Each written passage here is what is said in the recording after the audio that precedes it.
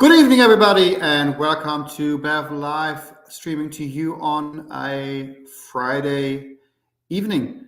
Today is International Women's Day, and that made me think a little bit about how well do wineries really know their customers. As you should know, a lot of most wine purchasing decisions are made by women.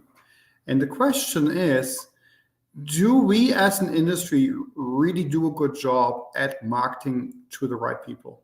Do we understand who our target audience is? Do we understand who we need to market to and how we need to market to them? And I believe a lot of wineries do not know that. I think a lot of wineries have their thoughts of how their clients are, who their clients and consumers are, but I don't think they really do the research to try to really understand them and market properly.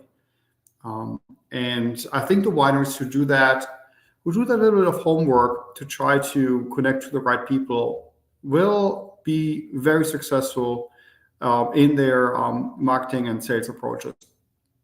And the wineries really have not, over these last decades, changed too much in regards to their approach.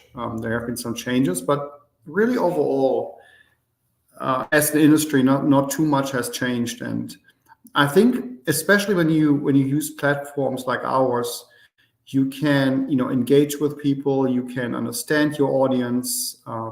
You're not just putting something out there and not really understanding your return on investment.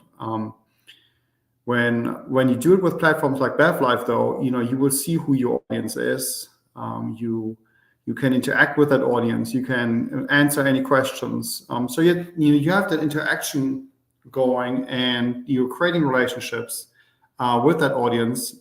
And the more you do so, you need to talk to your consumers. In any consumer products category, you need to communicate with your consumers. You need to understand who your consumers are.